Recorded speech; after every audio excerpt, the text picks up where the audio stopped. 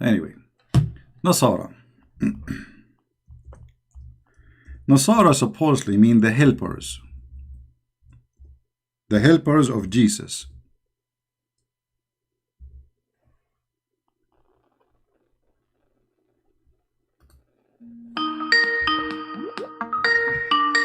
Let us see, we have somebody. Hello? Hello? Yes? Hi. Hello, you are live on air. Who is talking? Hello? You are live on air. Mute YouTube, please. Okay. Doesn't the Bible talk about water? Yeah, the Bible talk about water, so? So then why are you making fun of Islam? The Bible says there is a water, if you drink from it, you will become youth and you will live forever? Yes. Where it says that? The fountain of life. Where is that? In the Bible. Where? Jesus talks about it. Where? Show me the verse.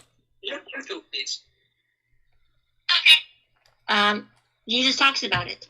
My friend, don't tell me Jesus talk about it. Just tell me where. I am ignorant. I want to learn from you. Where in the Bible it says there is a fountain of water. You drink from it, you become young, and you live forever. In Revelation 21, 1. Revelation 21. Right? And verse 1. All right. Read it for us. You read. No, I do not know. I'm ignorant. I don't know how to read. Go ahead. I want you to read it. Well, I want to see from you where you get this from. You read it for me. I don't see it there. Then the angel showed me a river of the water of life. You are talking about Revelation chapter 21, right? Chapter 22. 22. Okay.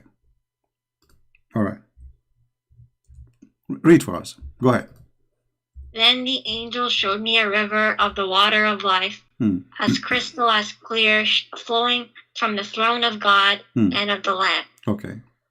Where in there it says this is a water, which is, if you drink from it, you become youth. Then if you drink it, what happens? Well, isn't it the Quran says we made everything living thing from water? This is the water of life. Everything is made from, every living thing is made from water. So the water which all of us, we have our life from as a source of life is this water. However, this is a book of Revelation. This is about metaphorical things, not about real water. But if you want to take it as a water, nowhere it's there it says that this is a water. If you drink from it, you become youth and you will live forever. But what is the water of life? What happens if you drink life? The water of life, Jesus said, the one who drink my water, he will live forever, which means the one who accept me and believe in me, that is my water. Okay. And that's the same thing as the hadith you talked about. No, here we go. This is about physical fish. The fish was dead. And the fish, some water fell on it, and the fish became alive. And the prophet, his name is Al-Khadr. His name is Al-Khadr because he drank from that water, and this is why if he sit in any place, he make it green. This is why they call him Al-Khadr. Khadr means green. Okay. Yeah. So what we are talking about here, a real fountain of life. If you drink from it, you will be young and live forever. And in the Bible, this is about metaphorical thing, that the source of everything is God. All life is coming from God, and everything is created by Him and for Him. And that what it is clear and crystal, which means He is pure, He is holy, proceeding from the throne of God. So you are comparing between two things have nothing to do with each other. It says the same thing. No, here. Okay. Water of life. No. You see, here, this is a physical water. You drink from it, and you become. Even the fish was dead. Do you see the story? Do you see the story? Yeah, people will drink the water too of life. No, okay. Who in the world want to believe that there's a fountain? If you put some water from it on the fish will come back alive. Do you really believe in this? What? You believe that there is a fountain of water. If we take some drop of the water, we throw it at the fish will become alive. If Allah wills it, then why not? Okay, but you see here, we have a problem. Allah is God. and Allah, He says, every one of you is going to face death. And then we find that there is something have nothing to do with Allah, because this is not from Allah. This is the afterlife. No, this is Musa's when he was a prophet for Israel. Allah, He sent him to learn from a prophet. His name is Al-Khadr. And He told him, take with you a fish, and when you lose the fish, this is the sign you will find Al-Khadr. So he took the fish with him, which is a whale, and then some water of the water of life dropped on the fish, and the fish became alive. And then he followed the fish trace, because the fish, imagine, has a trace in the ocean. The ocean became like a rock. Read the story. So you are calling me, and you cannot explain anything except saying, if Allah He want. Well, Allah, He cannot have that. Why? Because the Muslim, they claim that everyone will die, and وَمَا مِنْكُمُ إِلَّا every one of you زَائِقُ الْمَوْتِ, which means he is going to taste the death. But this fountain is against that, because every one of you can live forever. Then Al-Khadr, he drank from this water, he is alive. He was in the funeral of Noah, he was in the funeral of Musa's, he was in the funeral of Muhammad, and he's alive until now. So this is the most funny story. Obviously, it's a fairy tale story taken from the story of Gilgamesh. But okay, so what you're talking about is the water is the thing that you're having trouble with is that the water is on earth, right? It is on earth. This is Musa's, my friend. The story here is saying that he will go to Al-Bahrain. You know Al-Bahrain? It's a country. It's here. It's next to Emirat. You know Al-Bahrain? Okay. Okay. So this is Al-Bahrain. Allah, He told Musa's, he said, a person, he asked him, is there someone he knows about Allah more than you? Musa says no. Then Allah, He says to Musa's, no, there is someone. He is my slave. And Musa, he said, okay, send me to him. I want to learn from him. Here we go. Read the story from the beginning. The problem, you did not take the effort yourself to read the story from the beginning. Allah, He sent him to his servant. His name is Al-Khadr. So he will learn from him. You know? And this was on earth. This is Musa is not in heaven. This is on earth. So he went all the way to Al-Bahrain, and he have a servant with him. Musa, he have a servant. I don't see what the problem is. The problem is, this is a fairy tale, that there is a guy, his name is Al-Khadr, and he drank from the fountain of youth. You have double standard, because the book of Revelation, if you read it, talks about dragons. This is all metaphor. There is no dragon. There's nothing. This is all metaphorical. You know, you are trying to make it literally, but this is, as you see, it's a book of Revelation. This is not about something happened. It's not about something, you know, like physically real. This is the book of Revelation is fake. This is no. You are the fake. The book of Revelation about God in a metaphorical way. Everything there is a metaphorical. You know, when you say that the throne of God, do God really have a throne, chairs, have 4 legs? In Islam, yes. In Christianity, no. So, for us, the throne of God present the authority. For you, the throne of God is carried by eight mountain goats. Literally. It's okay, though. You can argue the same thing for Islam, that it's metaphorical. No, you see, you have to prove it. You see, for me, you can say it's a metaphorical, but no Muslim says it's a metaphorical. You are the only one making these things up. So for us, this is our belief. You can go right now, open any interpretation for the verse you are reading. All of them, they will say the same. It's not like Christian Prince is coming to you with his own belief. When you speak to somebody about his belief, you have to accept his belief. Now, I'm asking you, according to your belief, is this a story metaphorical or real? It can be interpreted as any way you want. No, it's not about me. I want it. I'm saying according to Islam. According to Islam, not according to individuals, me or you. According to Islam, is this a story real or not? It depends. Like if you read it, it depends on how you interpret. There's nothing. It's called, you know, the meaning. When we ask a Muslim, Sheikh, is he going to say this is a real story happened, or this is metaphorical? He will say it's real story and it happened. Not a single Muslim sheikh, he will say to you that this is not true. Okay, but do you like have a stronger argument? What do you mean? Like this argument isn't strong.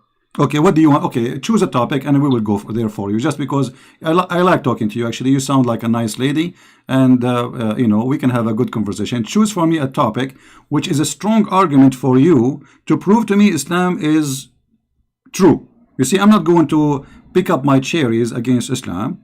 I want you to find me the most powerful thing for you as a Muslim you can convince a Christian with. What is that?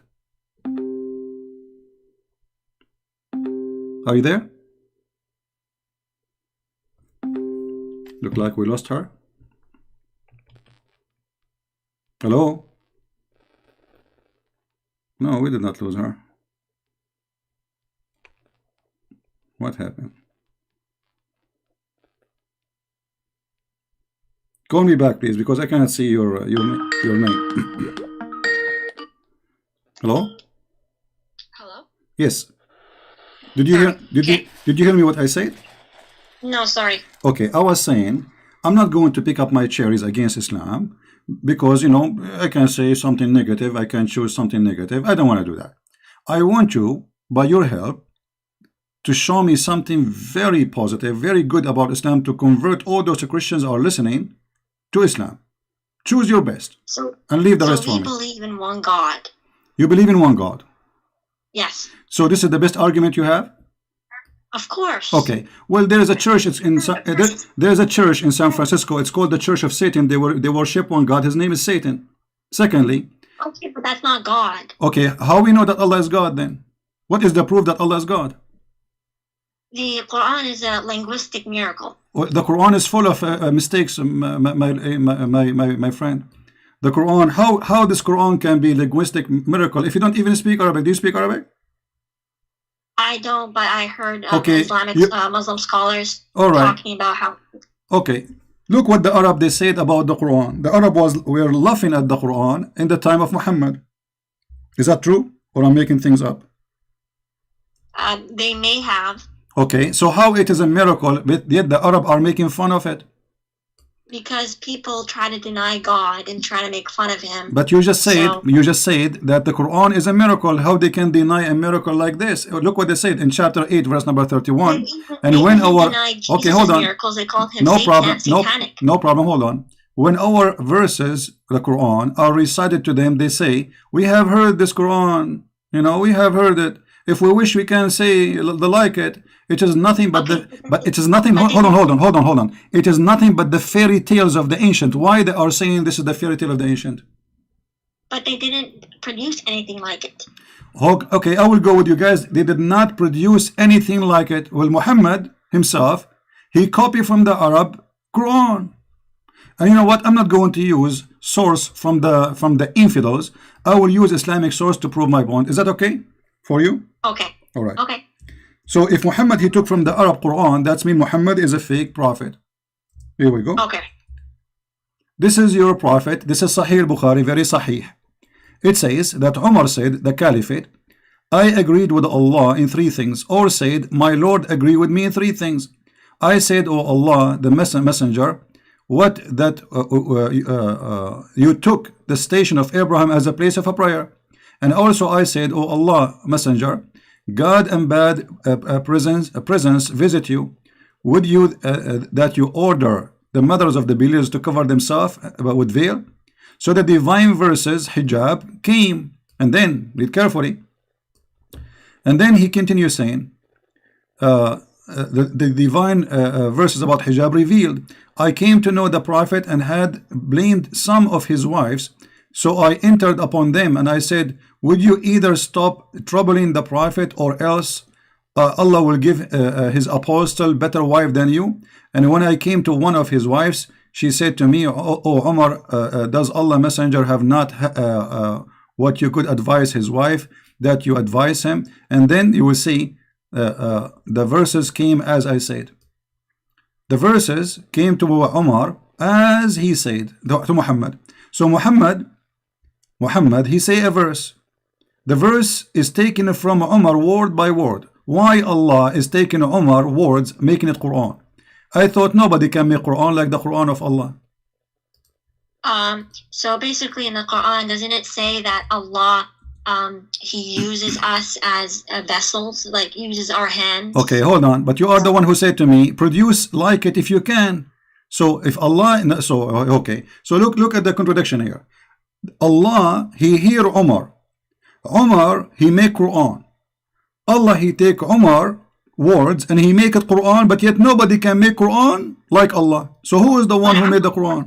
Allah didn't make it. Allah gave it to him. No, it says my Lord agree with me. Umar, he said it. Why Umar is a prophet? I don't know. He's not. Okay, so there's no way Allah he gave it to him. You are making things up now. Be careful. The Muslims are watching and listening. So you cannot say Allah gave it to him, because that will make him a prophet. This is what a prophet is about. So Allah did not reveal the Quran to Umar. He revealed it to Muhammad. Do you agree or not? Yes. Okay. So Umar, how he received the Quran before Allah? Read carefully. It says, so the verses came the same as I have said, which mean word by word. And this is so Sahih. Before Umar said it, it was not the word of God, but once Allah agreed with it, then it became the word of God. Amazing. Thank you very much, guys. When Umar said it, it was not the word of God. But when Allah he said, the word of Umar became the word of God. But you just said nobody can make Quran like it. And so Allah, he is copying from Umar Quran, making it Quran. So Umar is the one who... Hold on. Allah said it, it's not the same. No problem. No, it's the same. So if I say shish kebab, hummus, falafel, and then because I am just a Christian prince, and then Allah he say after me, hashish, hummus, falafel, that will make it Quran, and my word is not Quran. That's funny. Well, if Allah says it, then it's not the same as a human saying it. It doesn't matter. First of all, Allah never said anything, because according to your Quran, according to your religion, Muhammad, he never heard the voice of Allah. He received it from a man. He claimed to be Muhammad. He claimed it's Jibreel. He came to him as a man. So he heard it from a man. A man he said, the man he said, the man he said, and all of this was coming from Umar. So Umar is the one who made the Quran. Allah he take the Quran of Umar, and you are saying, before when Umar he made those verse, it's not Quran yet, but it's the same words, word by word. So when you say nobody can make Quran like the Quran of Allah, it's a joke. So you're just saying that if Allah says something, it's not going to be unique. Well, you are saying that because this is your hadith, not my book, lady. It's your book saying that those verses came the same as I have said, which means obviously Muhammad he heard Umar saying those words. Muhammad he like it, he produced it as it is, he make it Quran. But then if this hadith is saying that Umar he wrote the Quran, then that means this is a fake hadith. Here we go. So that's a good idea, guys. It's a fake hadith. Islam is fake. So if Sahih al-Bukhari, the most authentic book after the Quran, is fake, that's mean we cannot trust anything in Islam. Okay, you know what? I will go with you. I will support you. Guys, this hadith is fake. What about the Quran? Isn't it the Quran says that the shaitan, he made Quran? No. Okay, let us see this verse. I want you to open with me. I don't know if you can see the screen or not. Chapter 2, verse 106. Chapter 2.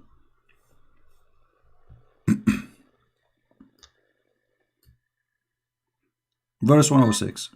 It says, okay, whatever verses or revelation we do abrogate or cause to be forgotten. Who is the one causing the Quran to be forgotten?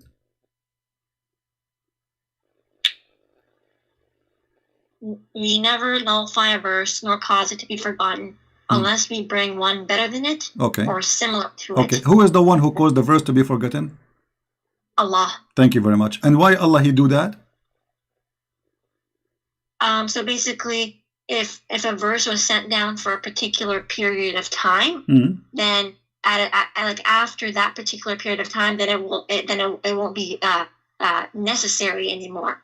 So okay, then it would change. Guys, the Quran is not necessary anymore. We throw it in the trash. Look what the verse is saying. It says similar to it. So okay, I will give you an example. So it's like the Old Testament and New Testament. Hold on. No. The Old Testament is there. Nothing changed. God did not make me forget it. It's there word by word. So listen carefully here. Know what you said. Allah will make you forget the Quran, so He will make the same verse because it says similar. Does it say similar? But we don't know what similar means. Okay, now we know what similar word he's using my language, Arabic. نأتي بخير مثلها منها أو مثلها. It's exactly the same or better. Okay, let's go by one. Allah will cause me to forget of this verse. Let us make a verse. I'm not trying to insult, but just to give you an example. eat apple, it is healthy. Okay, Allah now He make me forget the verse eat apple, it healthy, and now He will make a verse similar. Okay, eat apple, it is healthy. This is a similar verse. So what the point? Why Allah He make you forget Quran if He will make similar? It's for like if one verse is abrogated, then He'll bring another verse that's similar. How it's abrogated, lady? If He says two options. Look, listen carefully. You know, abrogated or caused to be forgotten. So those who they are caused to be forgotten, Allah He will make something better or similar. Don't mix things. So He will make you forget about eating apple. Allah He said in the verse number 10, chapter number 10, verse number 1, eat apple. Okay, Allah He make you forget this verse. He make a new chapter. It's chapter number 11, verse number 1. It says eat apple, but they are the same.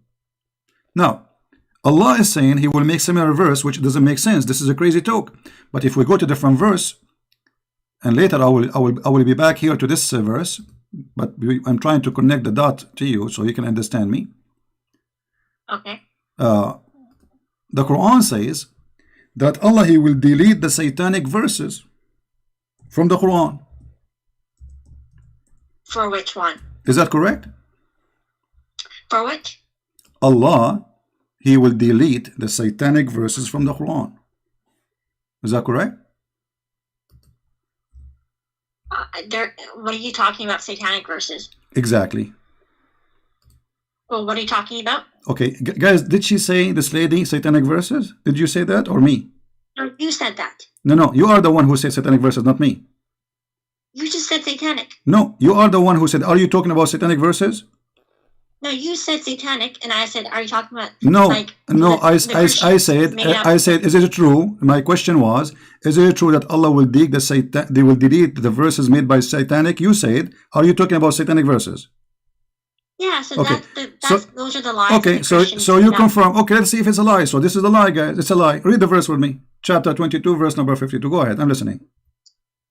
Never did we send a messenger or a prophet before you, but when he did recite revelation or narrated or spoke, Shaitan threw in it, but Allah abolishes that what Shaitan throws, and Allah establishes His revelations, and Allah is all knower, all wise. Okay, so Allah will abolish what?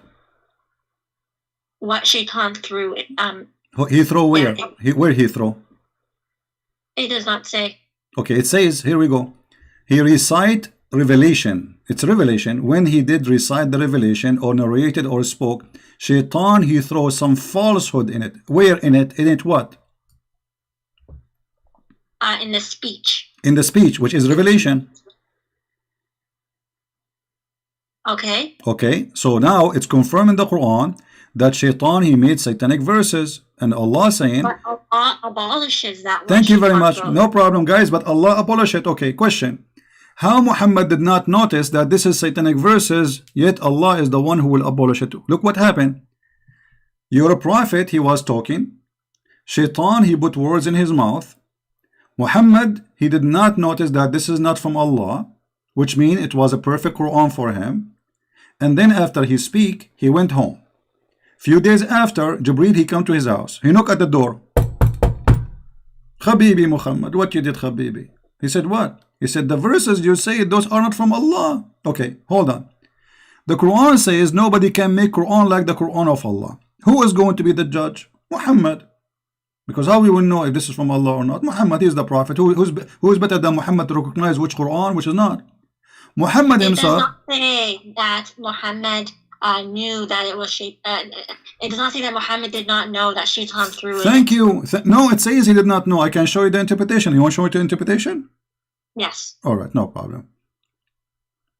All right, give me a second, please. You see, here we don't talk from our own because that will not be right.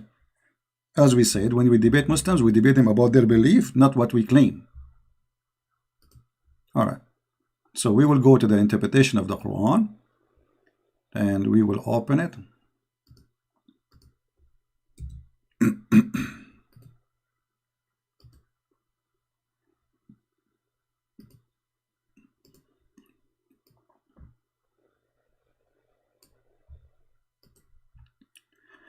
I will put for you in front of you the official government website of the Kingdom of Saudi Arabia. This is official.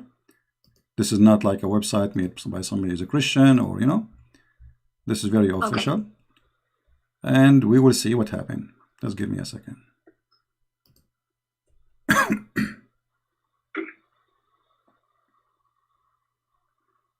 Let us hope that this website will open, will work, because usually sometimes it doesn't work. It take.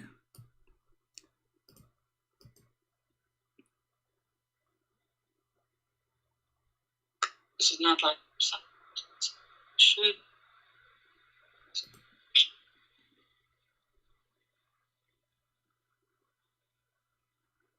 I wish you speak Arabic, because I can show you all the interpretation in Arabic and you will die laughing. But anyway, we have to find it in English.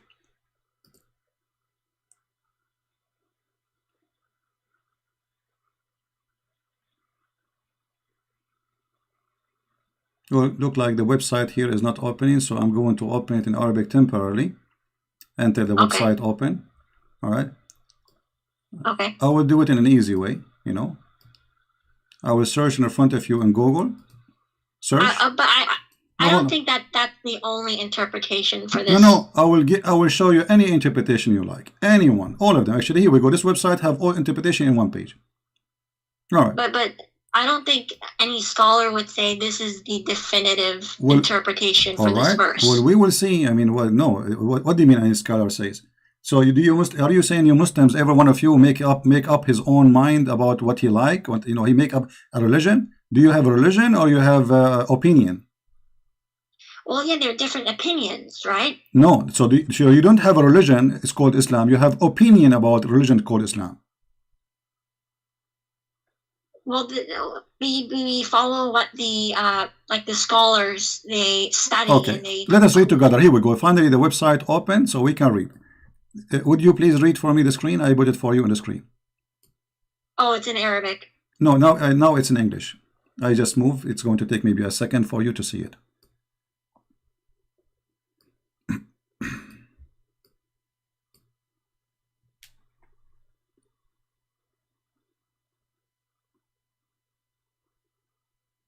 I still can't see it.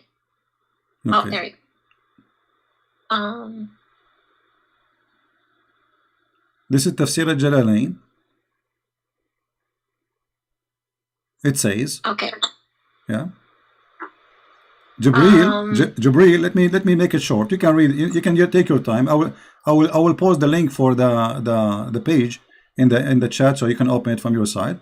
Here it says that Muhammad, he recite worshipping the three daughters of Allah, Allat wal Uzza wa Manat, the third. Their intercession is a must. This is what Muhammad said. It says, as a result, Shaitan cast them into his tongue without the Prophet being aware of the following words. Those are the high-flying crans, al-gharaniq al-ula. Indeed, their intercession is hoped for, which means Muhammad is worshipping the three daughters of Allah. Not only is saying words, he is saying it's a must to pray for them because they intercede for us. And so the men of Quraysh, where they are happy for this. And then Jibril, read carefully please. Jibril, however, later informed him, the Prophet, of that this is Shaitan had cast into his tongue. Do you see it? Okay. Okay. So Muhammad, he did recite the verses. He went home. He have no idea what he did. But how in the world that can happen? You see, Shaitan, he made him say words. Do Muhammad have ears? Do Muhammad, is Muhammad under control of Shaitan? Because if let us say by mistake, I say the word by mistake. You know, sometimes we do it actually. Sometimes I want to say something, I say something else. This is happen. But Muhammad here is worshipping the three daughters of Allah. Like, you know, I can make a mistake about, I want to say number, you know, I want to say I ate intercession. And then he went home as if nothing happened. Then Jibreel later, he came and he informed him that this is not from Allah. So the Quran confirmed that Shaitan, he threw verses in the mouth of Muhammad, and Muhammad is the last one to know. What do you think? So Allat, Al-Uzza, and Manat, they are not goddesses. They were the pagan goddesses of that were worshipped by the ancient Arabs. Exactly. So why Muhammad is worshipping them? So he was not. It was Satan who put it in his tongue. Okay, no problem, guys. It's a Satan. So Satan in the mouth of Muhammad. So Muhammad in that moment, he is a satanic prophet because he is speaking for Satan. No, Satan is speaking, not Muhammad. No. Read carefully. He cast into his tongue. The tongue of who? The tongue of Muhammad. It was the tongue of your prophet. Read carefully with me. Satan casting them into his tongue without the prophet being aware. So the prophet is controlled by shaitan. His tongue is speaking satanic verses. So your prophet at that moment is a satanic prophet of Satan. Shaitan speaking through Muhammad, using the tongue of Muhammad. Muhammad is talking, but the fact it is shaitan telling him what to say. That is a satanic prophet. Well, if this contradicts the Quran, which says that that Satan doesn't have like power, authority over you. Thank you very much. You see, you are helping me. So look, guys, she just said it clearly that Muhammad is a fraud because that the story is a fraud. No. The Quran mentioned the story that Shaitan he threw in his speech. What are you talking about? So the Quran says that Shaitan he have no authority over the good believers except the criminals. Except the criminal. Inna ibadi ليس لك عليهم سلطان إلا من اتبعك من الغاوين. Chapter 15 verse number 42. So this verse proving to us that Muhammad is a criminal. He is an evildoer because the Quran confirm, and thank you very much for mentioning this verse. You are a very smart girl.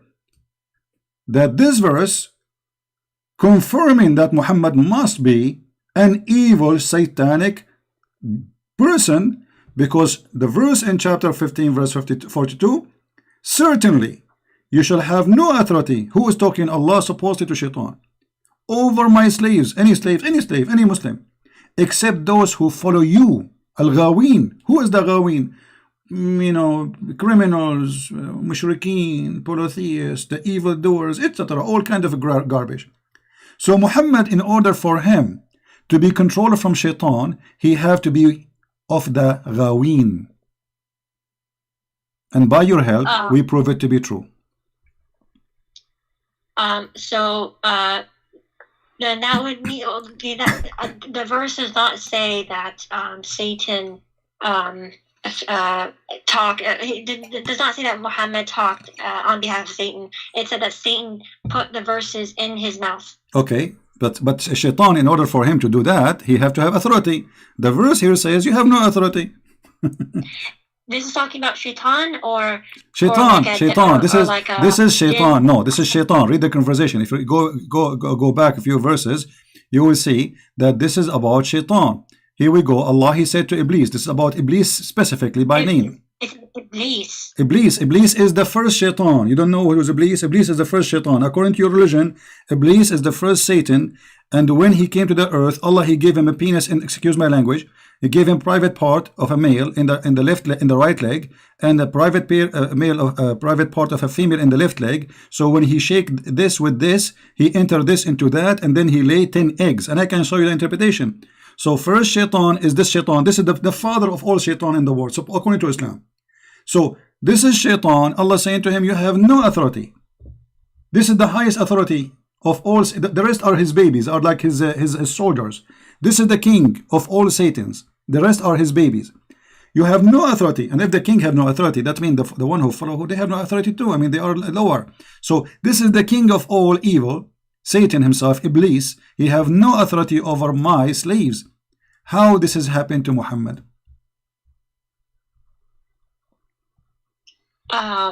So this says Iblis, not Satan? No, Iblis is the first Satan. Iblis is the father of all Satan. So when this says that Iblis has no authority. It does not say Shaitan has no authority. Lady, Iblis is the highest authority of Satan because he is their father.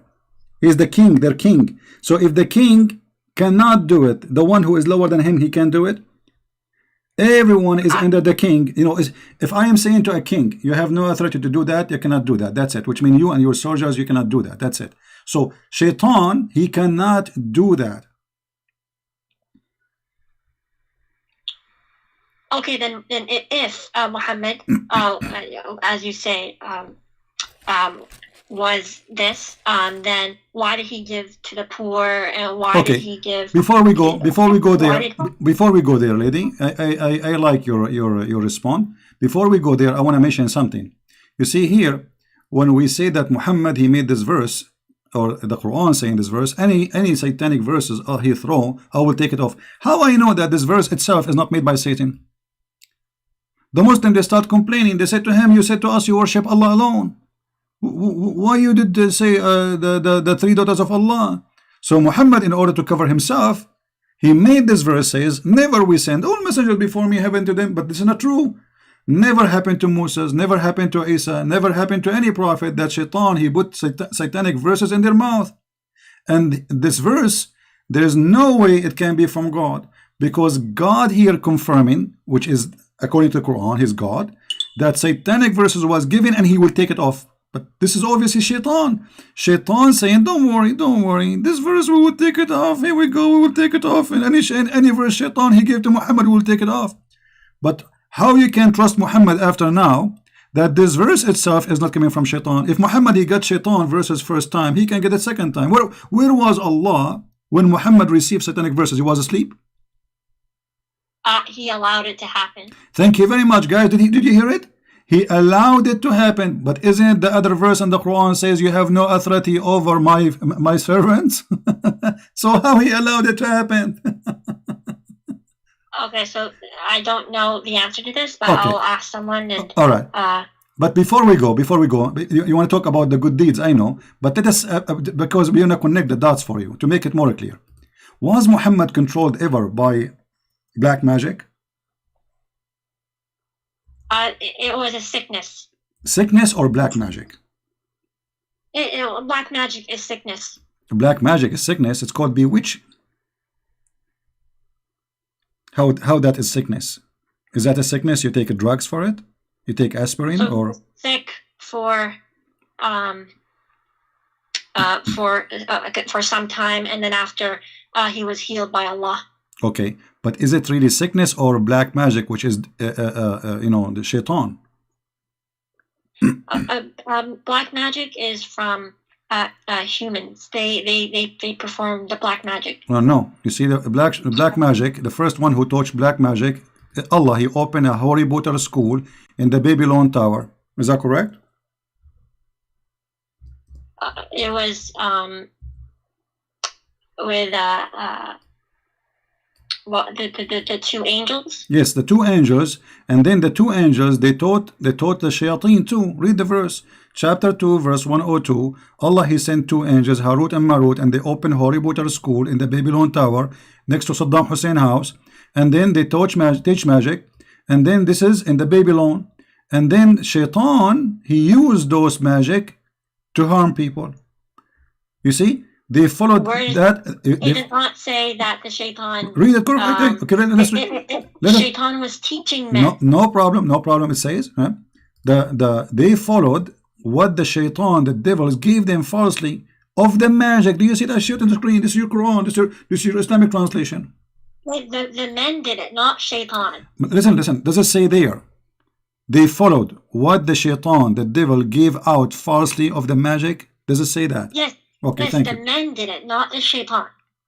Okay, the man did it. The man did it. The man did it. Okay, but the man did it. Did what? Do black magic. Okay, what is a black magic? It's like evil power. Evil power. We go back to zero. You are the one who mentioned to me that Allah, he said to his servant that you have. It's the same black magic in the Bible where the Pharaoh turn the stick into snake. No, you see, this is not a black magic. We don't believe in black magic.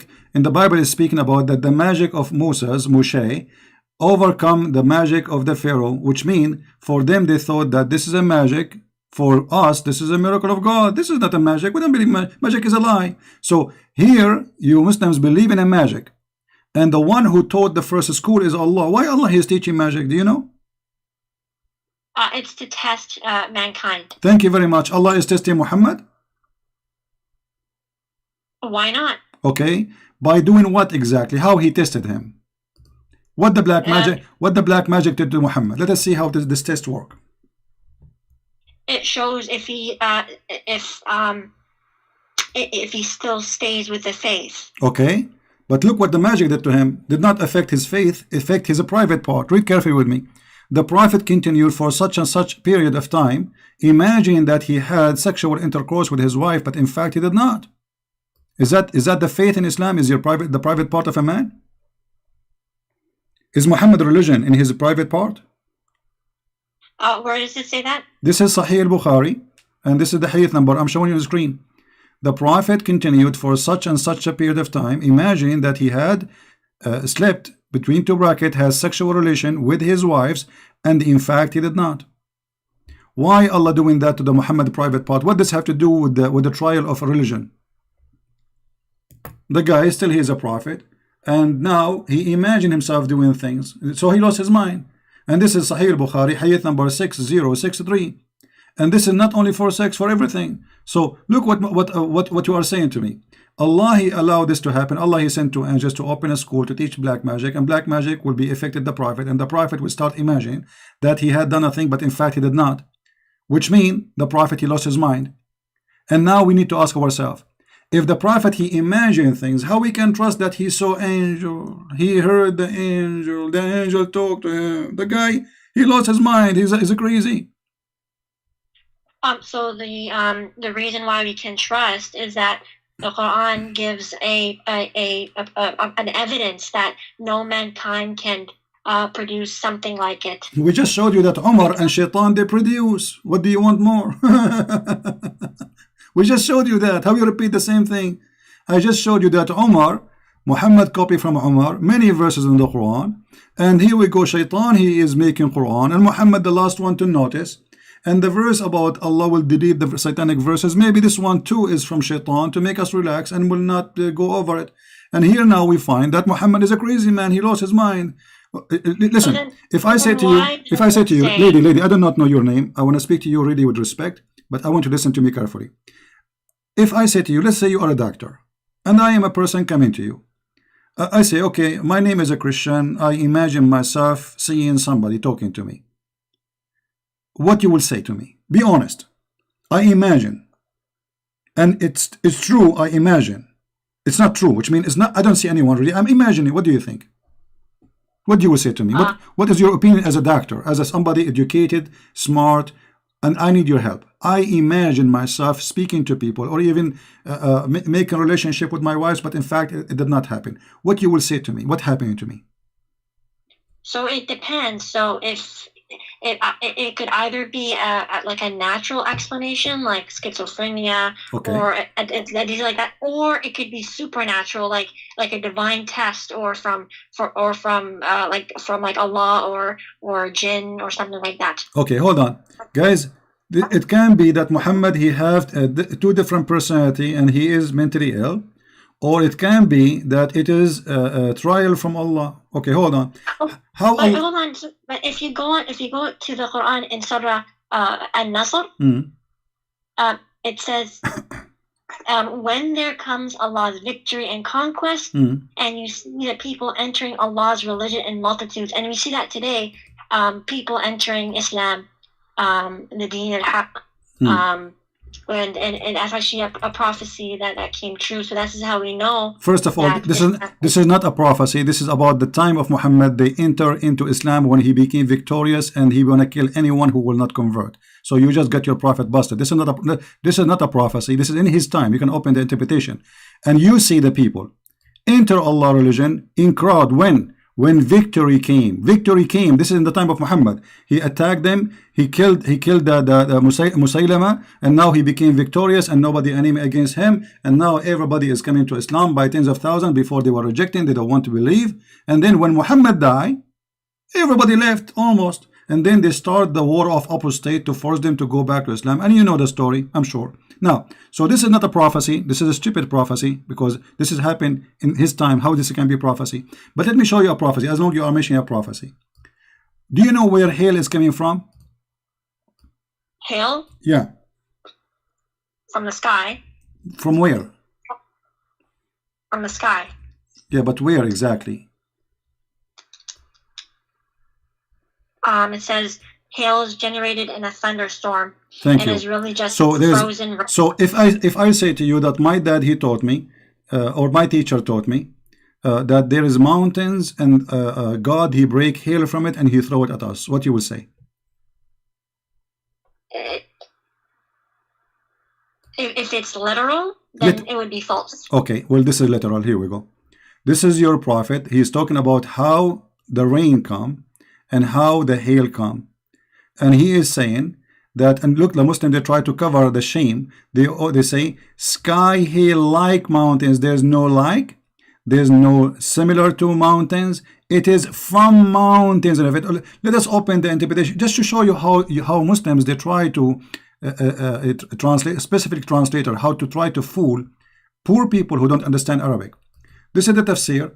You see, I'm reading your Islamic website just to show you how the shame work. I feel really sorry for those Muslims, like this lady. She is, I can tell she is a good lady, you know. She is a victim of the lies.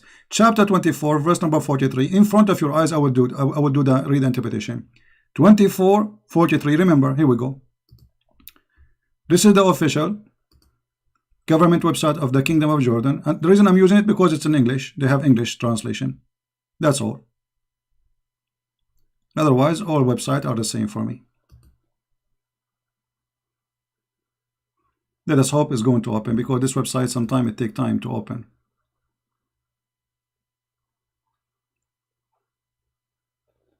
We can open Ibn Kathir if this one doesn't work. Let me go to Ibn Kathir, hold on, because this one taking forever.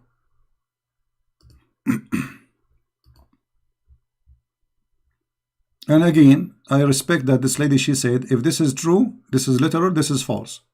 This cannot be from God. I respect that on you. And I hope that you will stand with your words, and I believe you will do. Because there is no way God will say such a silly thing. I agree with you. All right.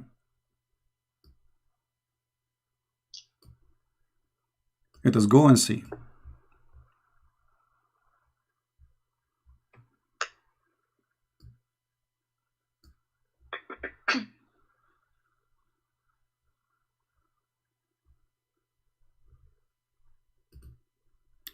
All right.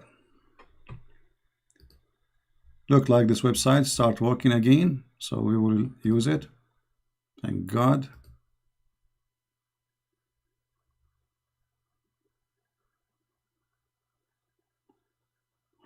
All right. I want you to read with me, please. Here we go. This is Tafsir al-Jalalain in front of your eyes. Haven't you seen God, blah, blah, blah. And then he says, and he sent down from heaven out of the mountains min jibalin, min is extra, that is therein, in heaven, fiha, substitute for min, etc. I know, try to explain Arabic.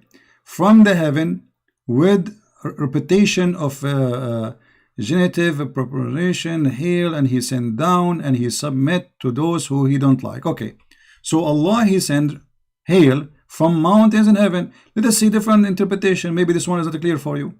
Let us see Ibn Abbas, the cousin of the Prophet, the highest of the scholars of Islam, the one who Muhammad, he prayed for him to be the ink of scholars, Hibrul Ummah.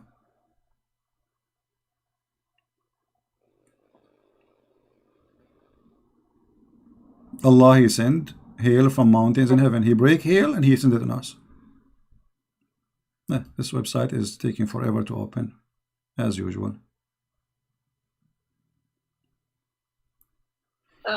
Or I should make a donation to the King of Jordan so he can get a better hosting website. You know, like, come on. This is Tafsir al-Jalalain. Yes, this is a Jalalain. And remember, any tafsir you see in English is far away from the tafsir in Arabic. In Arabic, it's totally different because in English they try to make it nicer. Huh? Are you going to put up a tafsir Ibn Abbas? Yeah, I'm trying to open it, Ibn Abbas, but it's Ibn Abbas.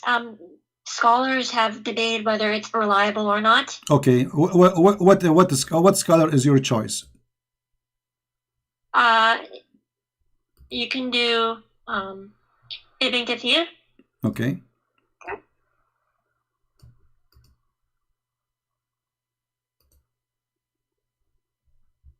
Here we go. This page here have all the interpretation. Let us see. This is Ibn Kathir.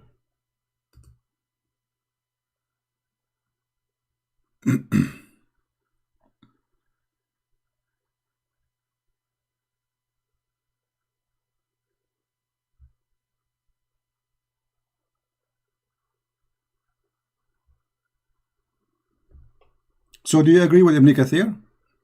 Is Ibn Kathir your best scholar? He's one of the top scholars. But what making the top? His level of study and the amount of work he put into his tafsir. And, so if Ibn Kathir says something stupid, you will reject him or you will accept him?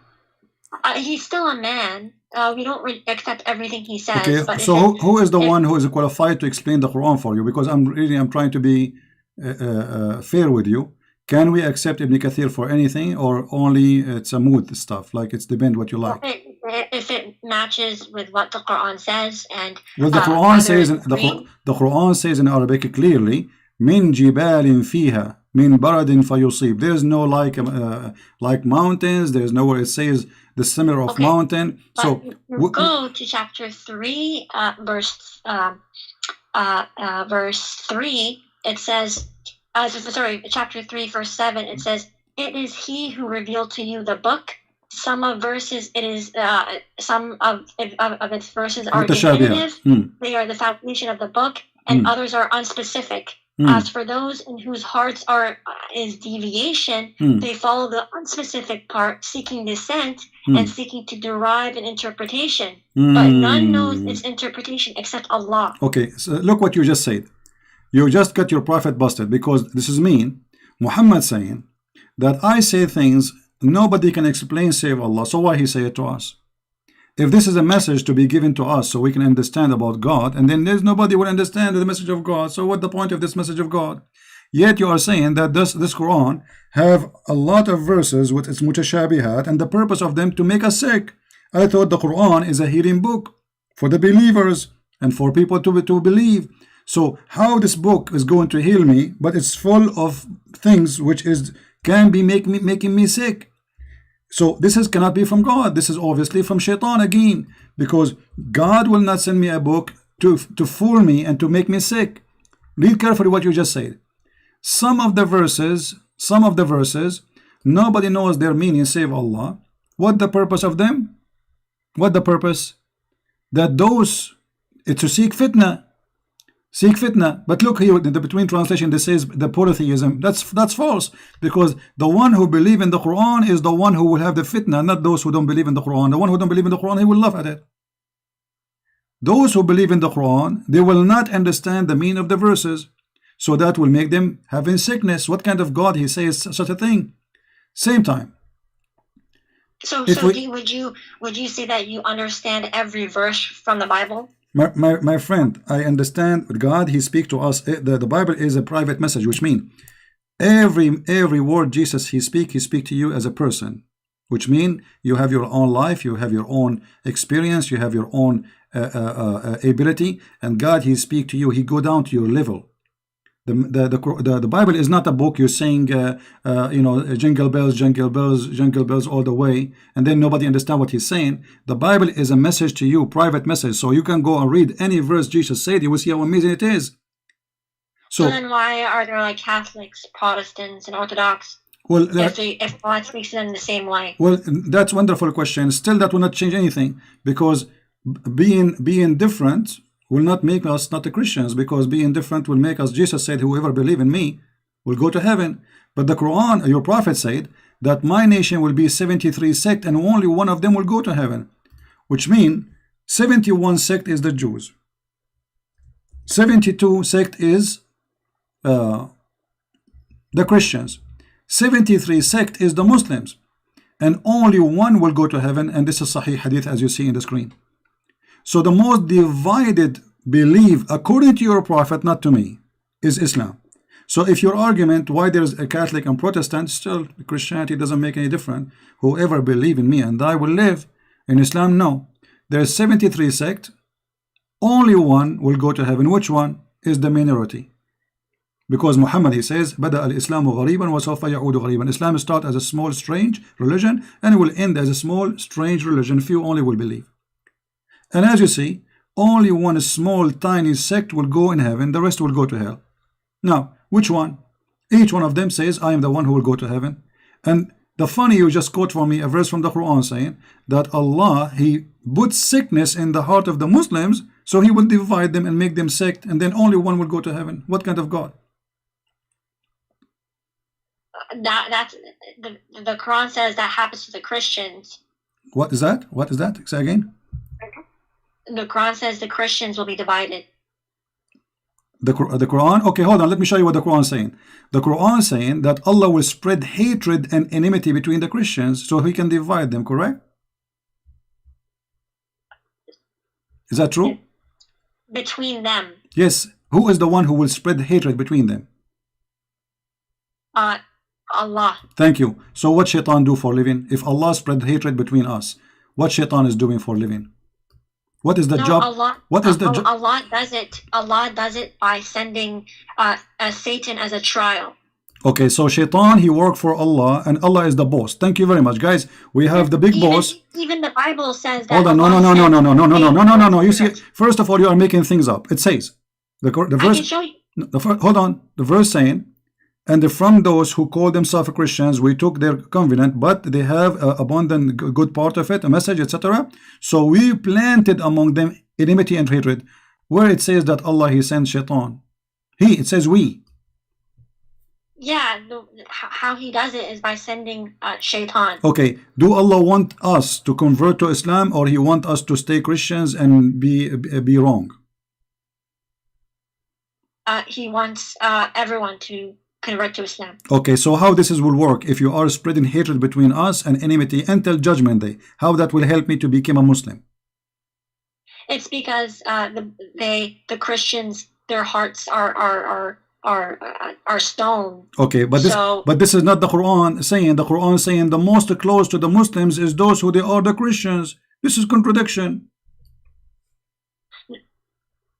But the Quran says you can't take them as people who protect you from war.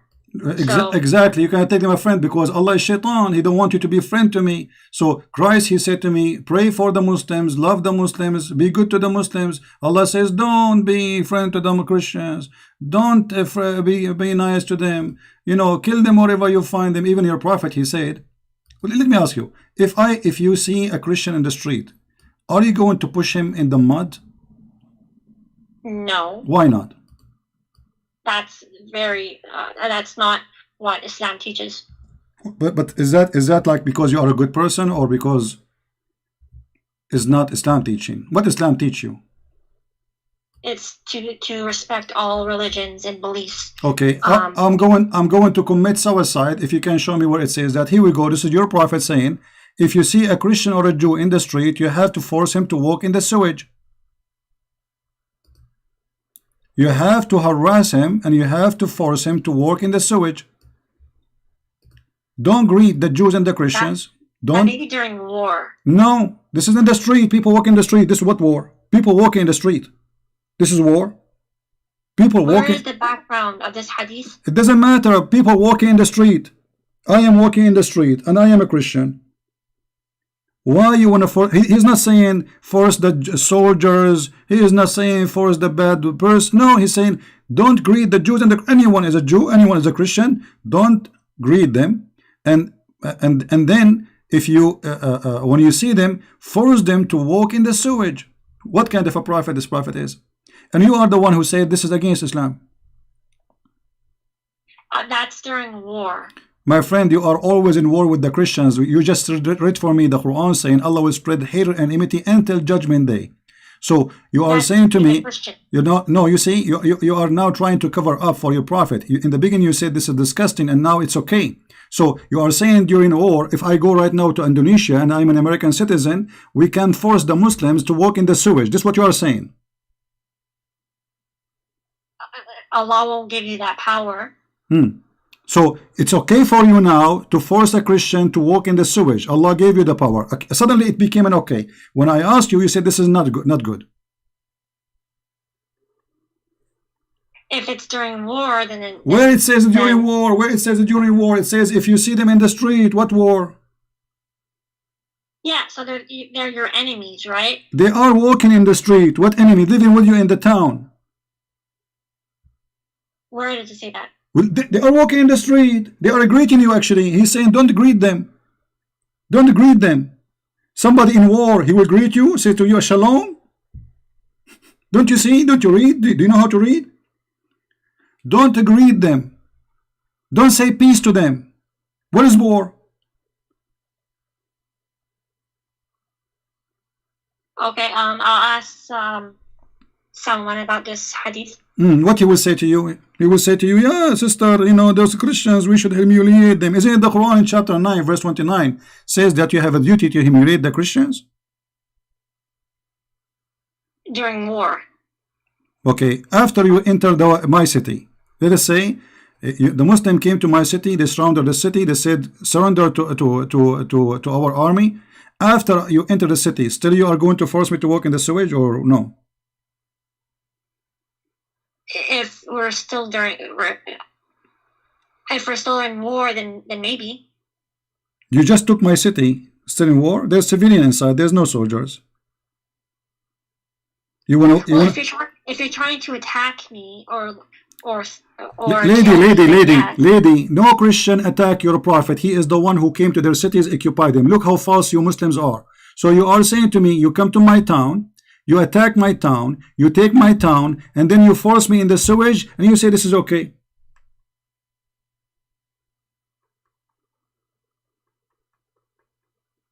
Yeah, I don't know about that. Okay, let me. You know what? I will give you a good chance to defend your cult.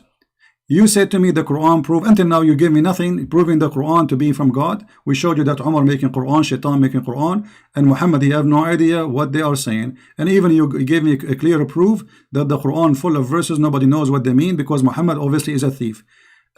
And why Muhammad you do not know? Even Muhammad do not know what the meaning of the Quran. Have you ever heard of a prophet you do not know? As an example, the Muslim, they claim that the Quran full of scientific verses. Is that true?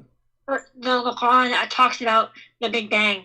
Okay, the Big Bang. Guys, the Quran speak about the Big Bang.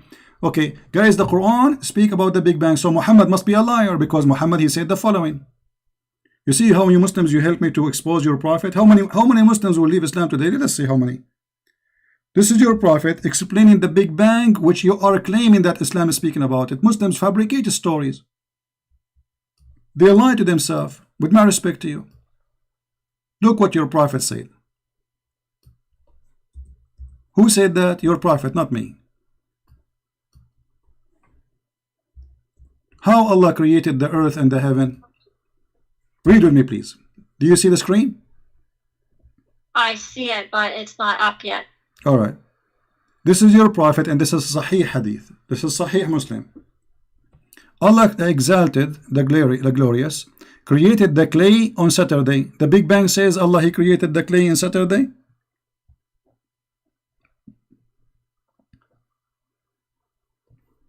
Is that what the Big Bang says?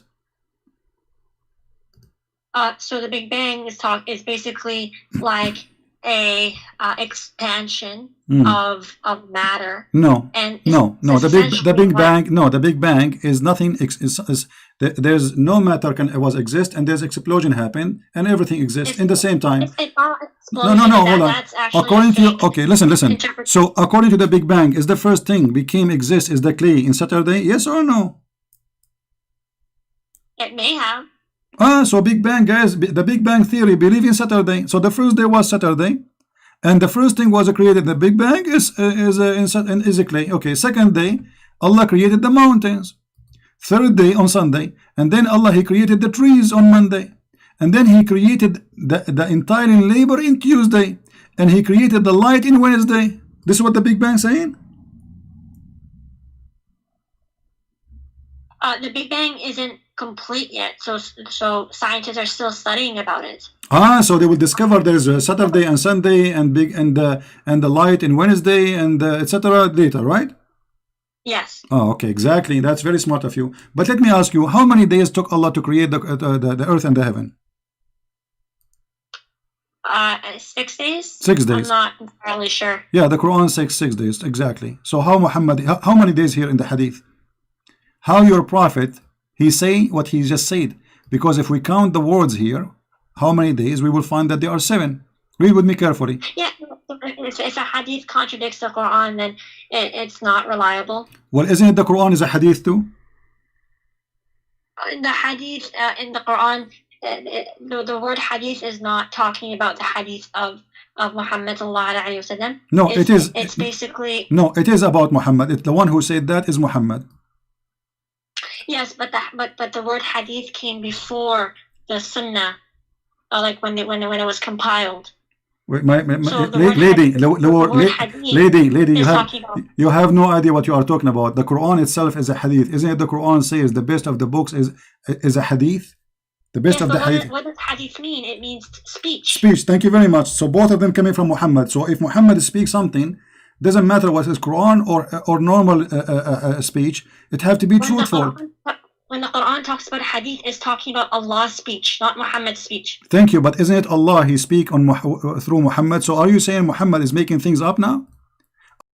Your prophet, when he said Allah created the clay in Saturday, he was lying? This is not Allah saying that?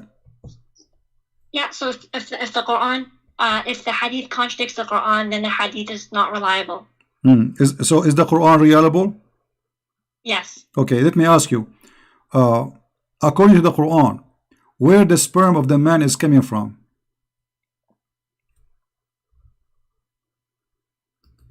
I'm not sure. What do you think, according to science? I'm not a doctor to say, sorry. But you've been in school before, no? I have, but I'm not a professional. Aren't you a lady, adult?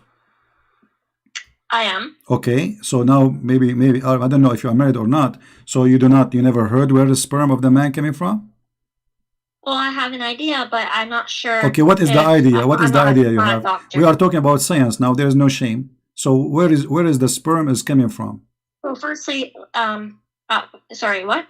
Where is the sperm of the man coming from, and what the sperm will be? The sperm comes from the male genitalia. Okay, is it coming from the testicles of the man? And around it? I'm not a doctor, so okay. I wouldn't know. According to the Quran, the sperm of the man is coming from the back.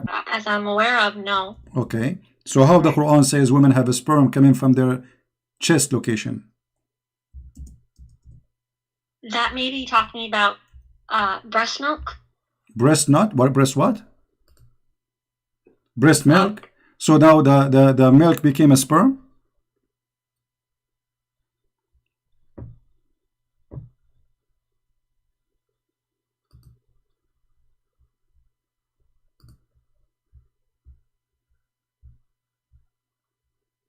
I will open for you your favorite scholar, Ibn Kathir, the one you like.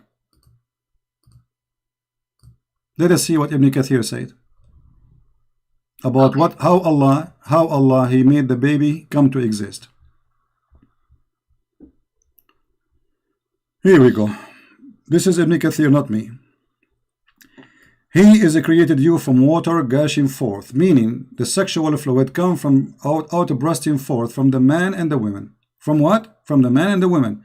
It's a sexual and a fluid and the bursting forth. So it's coming out. This is orgasm, which is false because the women orgasm is not will make the baby.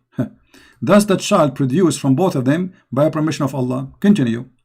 Proceeding from between the backbone and the ribs, meaning the backbone of the man and the ribs of the women, which is referring to the hair chest. Proceeding from between the backbone and the ribs, the backbone of the man and the ribs of the women, the fluid, is yellow and fine in texture. This is for the women, and the child will not be born except from both of them, i.e., their sexual fluid. Do you believe in this madness? Again, I'm not a doctor to say whether this is right or wrong. Okay, I will give you 10,000 years to search the internet and you will find that this is nothing but garbage. There's no way this can be from God. A man, he claimed that women have orgasm and that yellow fine texture will make the baby. If we go to the hadith, which is not contradicting the Quran, so you don't have the excuse now to say contradict the Quran, your prophet said that if the women have orgasm first, the baby will be like her, which means a female and look like her. If the man have orgasm, the baby will look like him. Do you agree with that? If Muhammad said it, then yes. Okay, but that's mean Muhammad is a false prophet because this is absolutely false. Everybody is laughing. This is far away from any scientific fact. Everybody is going crazy. Look what people are saying in the chat. So my lady, you are trying just because you are a Muslim, whatever Muhammad is say, you accept even if it's funny and stupid. Okay, let us make it simple for you. So Muhammad, if Muhammad is saying that, you agree with it. Is that okay? Anything Muhammad will say, you agree with it. Okay. Now, if we ask you, in the heaven of Allah,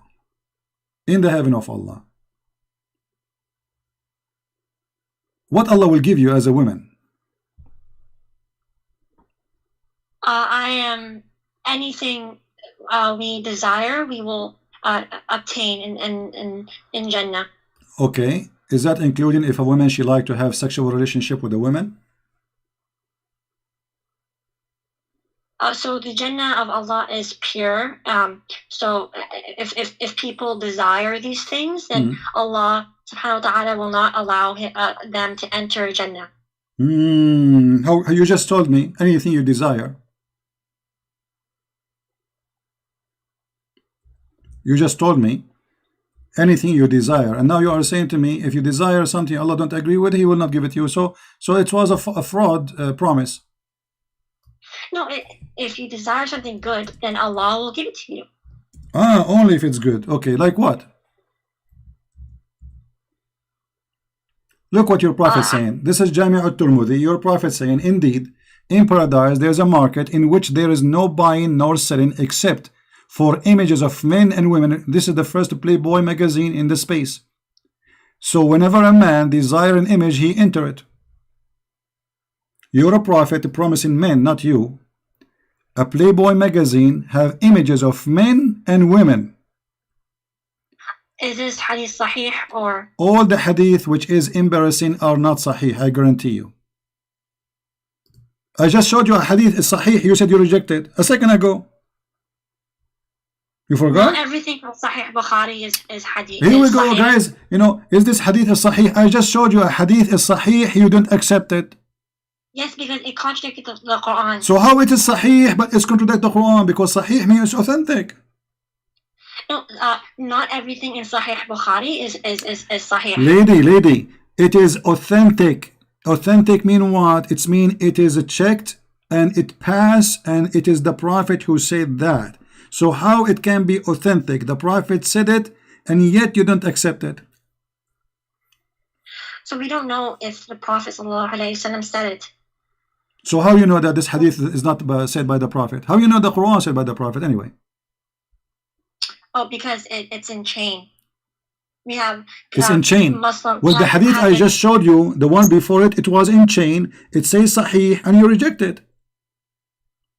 Well, it contradicts the Quran, so then it's not correct. Okay, so if something contradicts the Quran, we should not accept. You agree? If something contradicts the Quran, then we cannot accept it. All right. There's nowhere in the Quran it says that the muta is not to be practiced no more. Can you show me a verse says don't do muta no more? Well, it says zina is wrong. No, so, I'm not talking about zina. Zina is so. Are you saying muta is zina? Well, it is right now. Muta is guys. Muta is adultery right now. So Allah He approved adultery in the time of Muhammad. But during the time of the Prophet, it was not. In the time of the Prophet, it was a holy thing to do. Now it is haram. Why it's haram now? Because it was only for during war. Hold on. You can rent women during war? It's not renting. It's essentially, it's because men have like a desire. Who said it's who said it's not renting? Who is the one who said that? You or somebody told you that?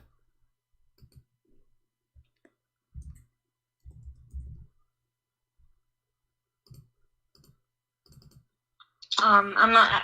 I have to. Okay, here we go. This is your Islamic website. This is alislam.org. Read with me in the screen, please. This is your Islamic, website written by your leaders. Explain to us al-muta, the pillars of muta. It says here that muta is a kind of rental. It is kind of what? Rental. In defining rental. Read carefully with me. This is not me talking. This is you, Muslims, talking about the muta. Let us see. How Muslims they rent muta, rent women. Allah He is allowing Muslim to rent women. Muslim women are rented by Muslim men legally. And she is saying it's okay at that time of Muhammad. It says, in some work, special term is applied to women who participate in muta. Musta'ajara, which means rented. Rented women. Muta is considered as a kind of rental because, in general, a man's basic aim is kind of marriage is sexual enjoyment. So you are saying to me that your prophet, he was in war. He allowed Muslim women to rent themselves to men to have boom boom with them. And that is okay.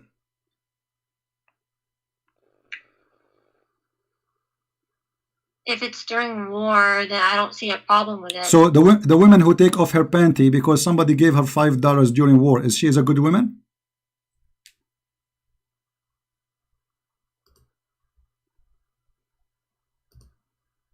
I do not know. I have to ask. You see, I will go with your answer, which is I find it very silly.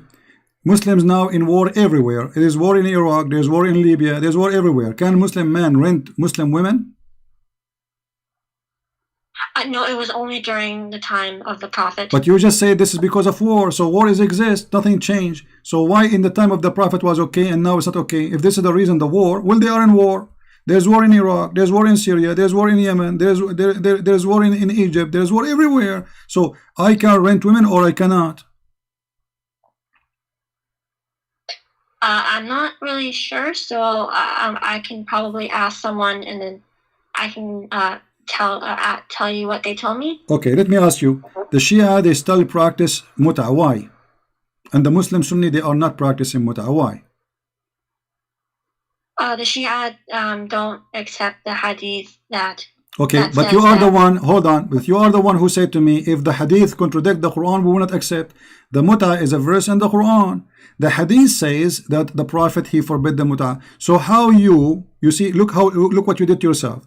How you a second ago, you rejected the hadith because you said it's contradict the Quran, I don't accept it. But yet you accept the hadith about the muta, which contradict the Quran. The Shia says that zina is wrong. Okay, hold on. There's nowhere in the Quran says muta is zina. The Quran says you can rent women and you can pay them money for enjoying it, which means their private part. So you are the one shooting yourself in the foot. You said if a hadith contradict the Quran, you reject the hadith. Look what happened now. You are rejecting the Quran because of a hadith.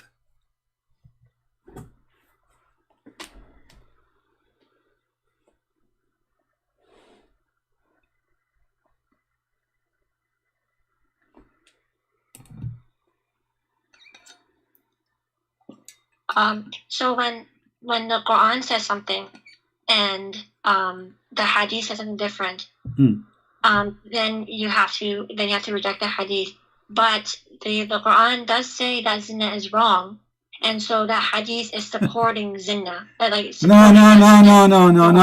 You see, don't fabricate things. First of all, if Allah says you do muta, how you can call this as zina? Shame on you. With my respect to you, and the other one insult. You are insulting Allah now. Don't do that, please, in front of me. That's haram. If Allah says you do muta, and now you are saying muta is zina, so you are saying to me that Allah in the time of Muhammad says do zina. She hung up.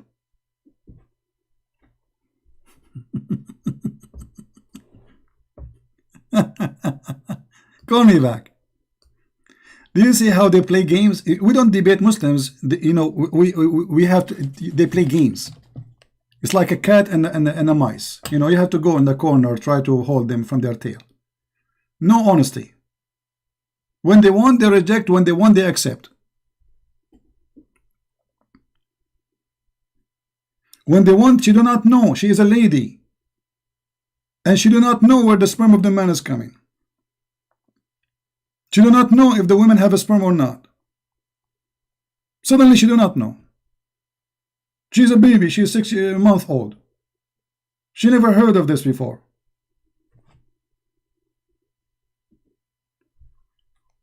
Taqiyya, to defend Islam. This is the truth.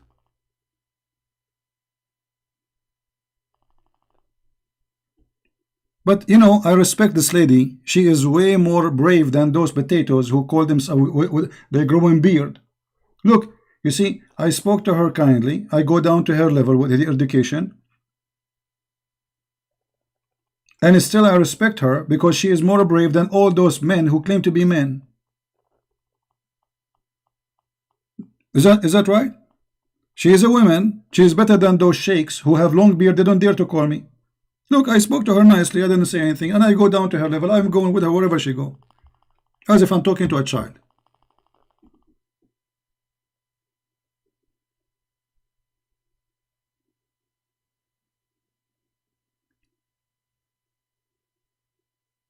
But the most amazing thing, when they try to defend, they shoot their prophet. Not only in his foot, they shot him in private places.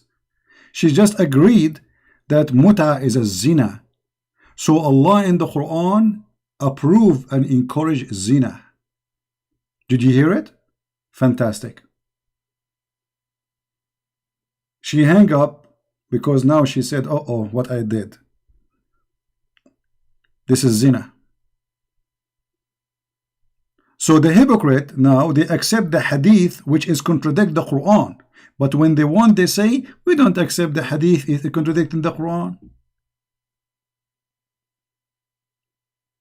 That is Islam, my friend. Islam is, there's a God, his name is Allah. He asks his followers to rent women. And those women are good believers. A good woman, she rent her private part. The Prophet of Allah, he said, any believing person, they agree to have muta,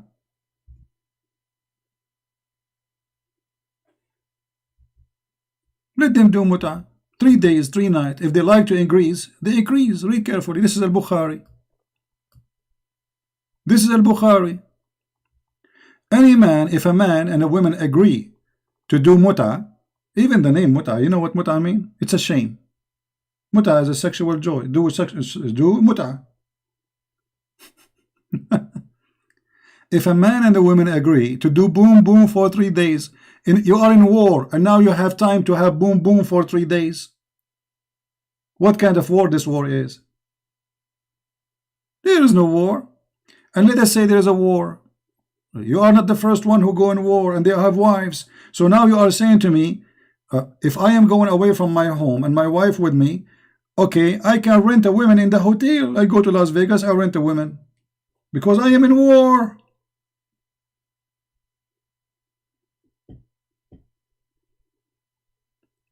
Any man, any woman, they agree to do boom boom for 3 days. Let them do 3 days, 3 nights. And if they like to increase, they increase. And here we need to ask ourselves, how he make it lawful and then how he make it unlawful, because people, they start laughing at him. This guy, he claimed to be a prophet of God.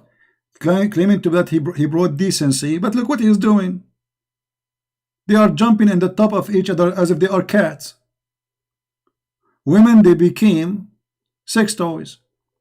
Men, they became pimps. This is Islam. And this is why she hung up, because she found that she got her prophet busted with no mercy.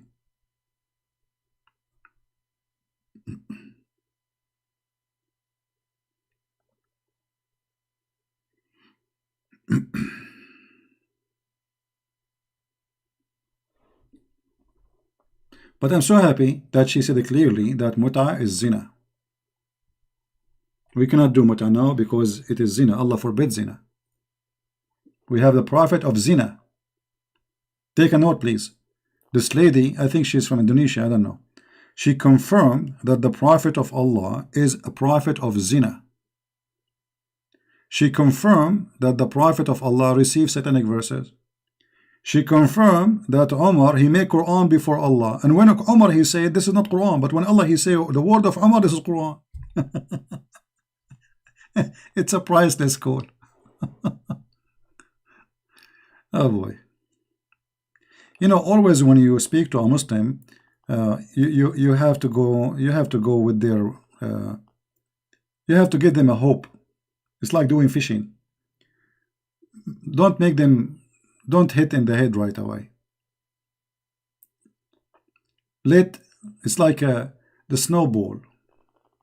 Let the snowball go big until it became a mountain, and then he will find himself trapped. This is what we have to do. Zina means adultery, fornication.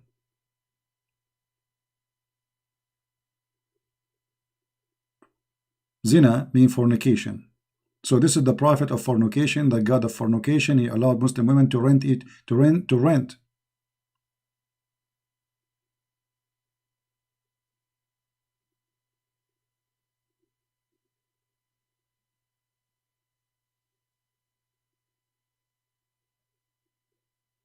Yeah.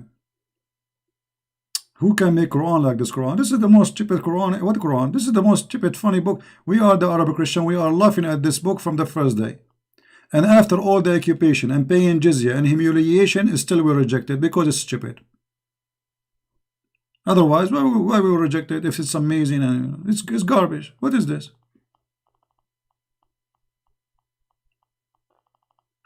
Yeah, the Muslim, they give us dislike. That's an honor for us. That means we are doing a great job. You see, the Muslims, when they come to my page, right away they give dislike. Christians, they don't do that. Christian, you have to ask them, like, you know, can you give like? And I'm not going to do that. I mean, you do like, you don't like, I don't care. I don't even keep my videos.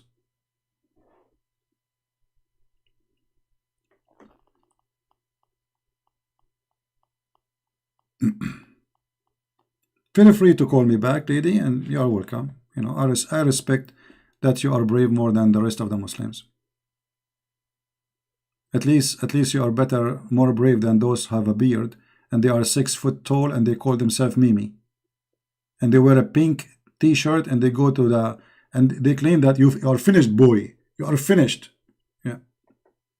She's more brave than them. Look, she dared to call me.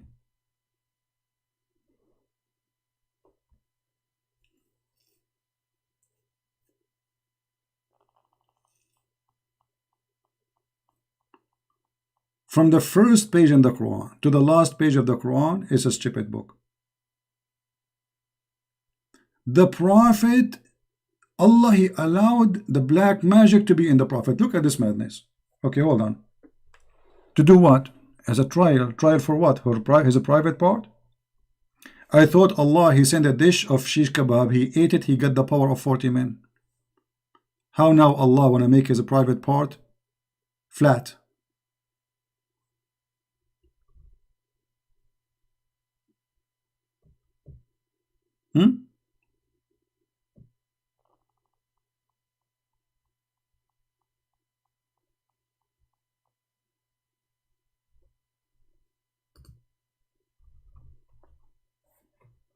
The prophet of fornication.